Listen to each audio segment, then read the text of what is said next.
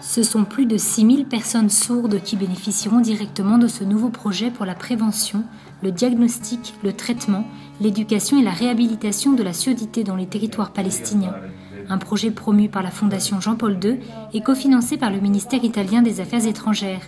L'initiative, qui durera 3 ans et coûtera plus de 700 000 €, a été officiellement présentée ce samedi 6 juin à l'Institut Ephrata Paul VI à Bethléem, en présence des autorités civiles et d'experts médicaux.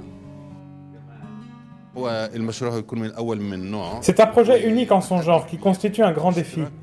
Mais je crois que la participation conjointe des institutions palestiniennes et italiennes fera le plus grand bien à la Palestine et à tous ceux qui souffrent d'un problème de surdité. Et ils sont nombreux. La relation avec nos amis italiens est stratégique. Ils nous offrent un grand soutien dans de nombreux domaines et nous sommes très reconnaissants de l'aide précieuse qu'ils offrent à notre peuple et à notre pays. Nous travaillons assidûment dans le domaine des soins de santé de première nécessité, pour le renforcement du système de santé palestinien et pour la construction, en ce moment, de 2 hôpitaux dans la région d'Hébron.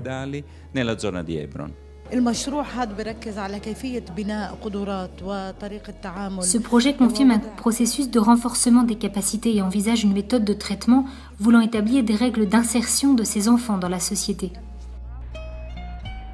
Les activités de diagnostic, de soins et de rééducation seront destinées aux enfants soignés à l'Institut pontifical de rééducation audiophonétique Ephrata Paul VI, aux jeunes patients de l'hôpital pédiatrique Caritas Baby Hospital, ainsi qu'aux patients de la Société arabe de l'hôpital de Béjala.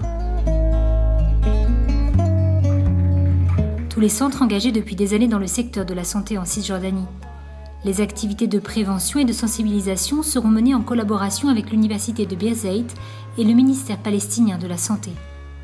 Nous, ici à Ephrata, nous utilisons comme méthode de rééducation pour nos étudiants, qui sont tous sourds, la méthode orale. Ainsi, nous enseignons à parler au moyen de la parole elle-même.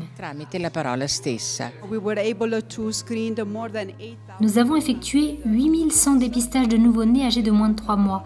Nous sommes fiers des résultats étant donné que d'abord le niveau d'inexactitude des tests était élevé, mais maintenant les données sont beaucoup plus précises. Les sourds qui parlent et les personnes sourdes en général ont besoin de sentir qu'ils vivent une vie normale comme tout le monde, faisant face aux mêmes problèmes, surtout des problèmes relationnels. Mais surtout, les sourds aujourd'hui ont besoin de trouver des lieux où les gens, même si ça semble étrange, les écoutent et parlent avec eux.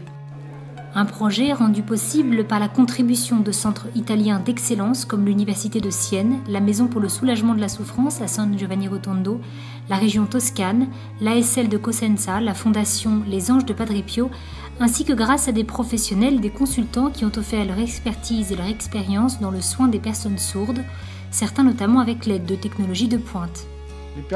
L'implant cochléaire est un dispositif électronique qui est chirurgicalement inséré dans l'oreille du patient sourd et qui, par la stimulation du nerf acoustique, permet aux patients atteints de surdité profonde, voire totale, d'entendre les sons, les bruits et de comprendre les mots et les phrases. En Palestine, il y a de nombreuses personnes atteintes de surdité parce qu'il y a des villages où le pourcentage de consanguinité est très élevé. Par conséquent, certaines mutations génétiques rares sont amplifiées au sein de cette population. Les points forts de cette collaboration est la rencontre de différentes compétences mises à profit pour le bien des patients. Da utilizzarsi per il bene dei pazienti.